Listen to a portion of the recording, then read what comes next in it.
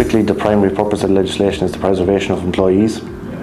So in the vast majority of cases, almost all employee positions would be preserved. They are not really impacted by the process as it's ongoing. Wages are paid as normal. It is very much business as normal. In all cases, the payment of wages to staff members is recommended for payment in the process advisor's report. So even if wages are due and outstanding at the commencement of the process, they'll be recommended by the process advisor to be paid as normal. The process advisor is required to demonstrate that the employees have been made aware that the SCARP has commenced.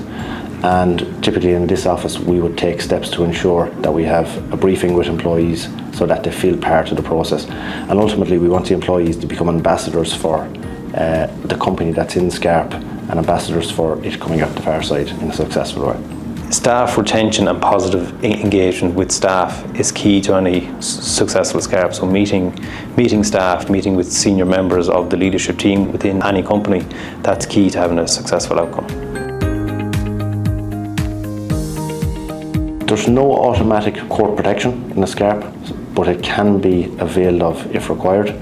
Creditors typically are placed in a moratorium. So any debt that is due at the date of appointment is parked, and any services or goods provided during the process are paid as normal. We would email creditors immediately following our appointment, look to get details of their claims in, agree the classification of their claims. Some of them may have retention and title over goods supplied, and then ultimately engage with them in terms of what we think the rescue plan looks like. But the ethos of the whole thing is to ensure that creditors feel informed and understand what is going on in the process.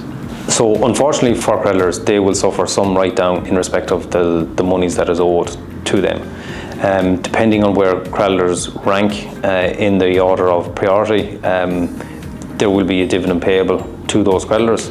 And as I said, depending on where they rank, some creditors may get less than the full value of their debt. And typically most creditors are in that unsecured creditor class. They typically receive the largest write-down in any SCARP process.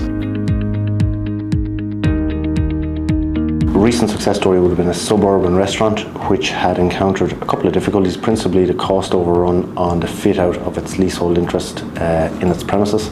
That, coupled with warehouse tax liability that it was carrying and an inability to address the current or discharge the current revenue debt, led it to a position that it was going to be unable to pay wages and unable to get through the period following that. So they came into us. We sent them off with an information request. They assembled the information very quickly, commenced the SCARP process, engaged extensively with revenue, and ultimately revenue played their part in terms of opting into the process despite the liabilities outstanding. We secured investment from an investor that had already introduced funds previously, and ultimately when it came down to a rescue plan, the creditors approved and it now returns to a normal trading position. Thankfully, I've been lucky enough to be involved in a large number of SCARP cases here so far in Azets, and I've been process advisor to a number of those companies. I was process advisor to a biomedical company in the summer of 2023.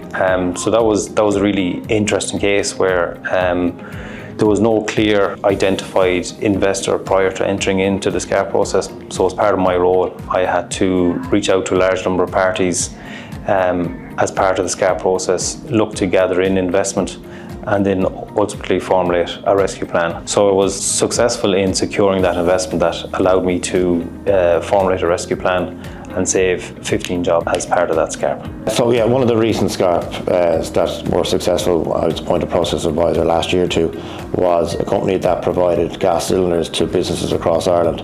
Obviously the well-documented war in Ukraine significantly impacted the price of gas, and therefore it significantly impacted their business because they couldn't pass the costs on to the customer.